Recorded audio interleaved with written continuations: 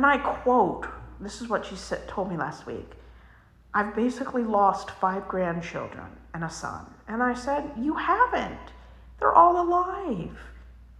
You could have a relationship with them, even if they're not as grateful as you want them to be. When you send things, instead of sending a box with so much stuff in it and they don't respond to you, send a card with a check. And if they don't say thank you, then that's who they are. You can have a relationship with somebody and they're not as grateful as you want them to be. And she chooses every day to not have 5 grandchildren and her son and her sister, her daughter-in-law. She doesn't have relationships because this is the way she is. And she chooses it every day.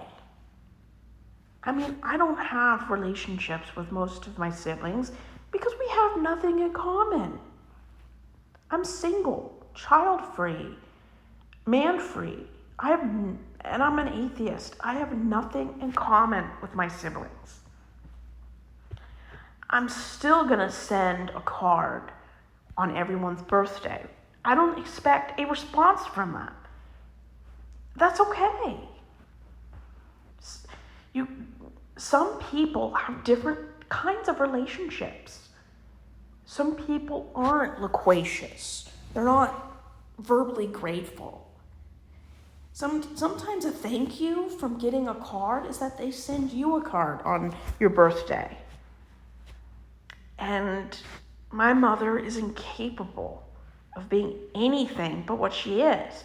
I mean, she doesn't even try to be a different, more healthy version of herself. And I think it's a coping mechanism from her childhood.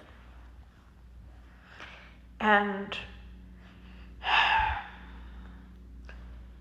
it's frustrating. My mother is her worst enemy.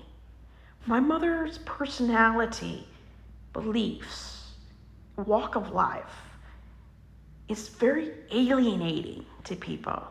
And my mom sets herself up to fail because of how she reacts to just normal things. Every time someone wants to leave home, she acts like it's Chernobyl. When someone wants to get married and you finally get to meet the person that your son is crazy about, meltdown. Never, not one time, did my mother meet any girls that my brothers were into. Did she ever instantly like them? That she enjoyed their presence? It was always the worst possible reaction. And then when it would not change and she couldn't get rid of the person, then she would immediately, oh, I've always liked you. I enjoyed you from the start. Let's be friends. It's toxic. And I've moved across country 3 times. Going to be doing my 4th next month. Not one time did they support me physically, emotionally, psychologically.